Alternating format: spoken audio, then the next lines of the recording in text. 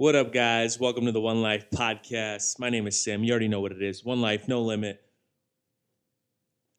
I wasn't even planning on doing this podcast today, but I don't know, something fueled me where I was just talking to a buddy on the phone, and we were talking about growth, and we were talking about people wanting to expand their horizon in terms of like people wanting to expand not just where they are, but they want to expand outside of where they are, if that makes sense. Like if you're working right now in a job, for example, right?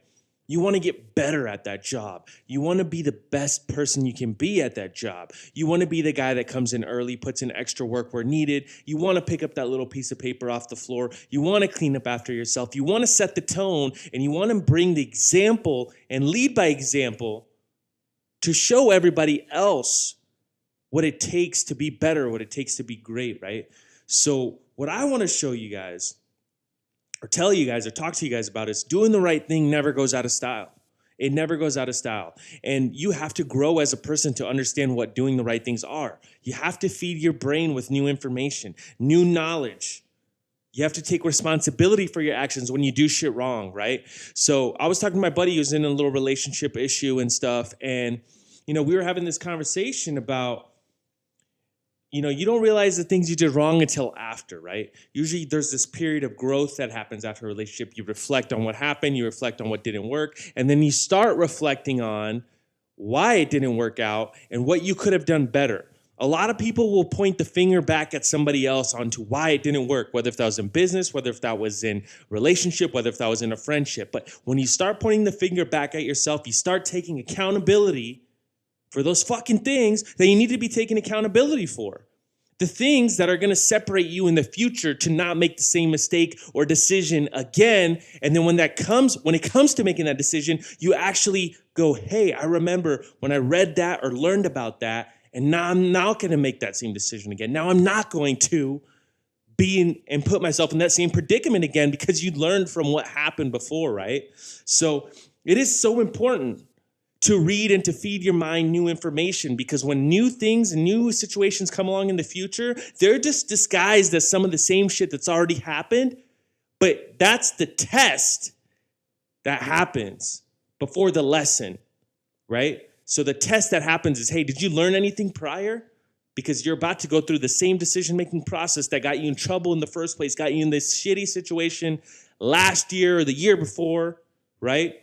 So that's why it's so important to have good friends in your corner. You put in great knowledge into your brain. And a lot of people say finding a mentor. I say, you know what? Try to be this mentor yourself. What do you want in a mentor, right? So, for example, if you want something in a mentor, you should have in yourself what you want to see in that other person to mentor you, if that makes sense.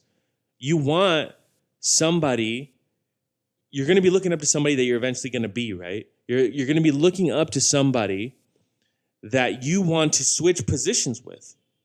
Why not let that person be yourself? Why not mentor yourself? Why not give yourself guidance? Why not read books? But people think that a mentor is going to come into their life and fucking make them a millionaire or give them a new mindset with one sentence. It doesn't work that way.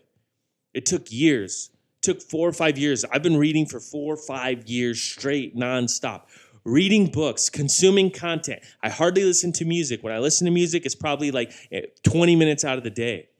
So it's so important to establish this new mindset. But that was a conversation I was having with one of my buddies about kind of growing, what it takes mentally. You're going to go through a situation where, hey, I'm in love with this chick, man. She's amazing, blah, blah, blah. I can't wait to wake up next to her. And then like 6 months later, y'all living together and shit, can you look the other way when you breathe at night? I ain't trying to wake up next to you like that. You know what I mean? The whole mindset changes. So why does that happen? It's because people get bored. People don't get obsessed with growth anymore. People get stagnant and they like staying complacent. So it's not going to work out. One person may be trying to make it work, but if the other person doesn't, it's not going to work. You can't have one committed person and the other one not be committed, whether if that's business relationships, whether if that's partnerships, whether that's friendships, family relationships, doesn't matter. It takes two people to make things work. If I have to drag your ass into it, I'm going to have to drag your ass across the finish line. And it's already hard enough to drag myself across the finish line, nonetheless having somebody else on your back.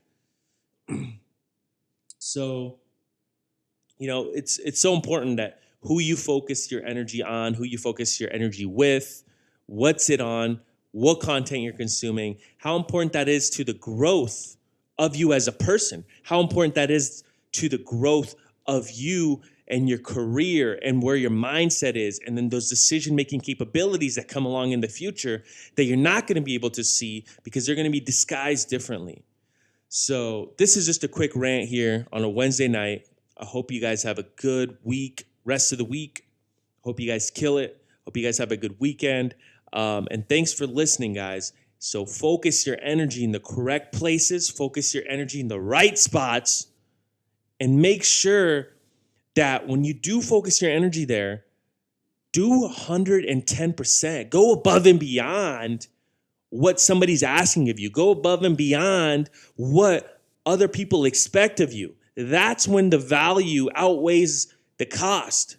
That's when your value outweighs your salary. That's when your value outweighs their expectations, so that they can start saying things like, damn, you did a great job. Damn, you did a great job. We want to make sure that we give you this assignment, this project, or whatever harder challenges come in the future because you've already proved yourself. And when you continue to do that day in and day out, that's when you'll get paid more money than what you're getting paid now, for one, but you'll get paid more money for doing less work because the knowledge is already there. The decision-making capabilities are already there. And that's a rare thing. For people to grow, for people to want to learn, for people that want to do better, it's hard to find those people because those people to me are the 1%ers. I have yet to find another person that reads, that wants to do work, that wants to build a business, that wants to actually pursue something by executing it. I have yet to find somebody to partner with. That's why I tend to do everything else alone.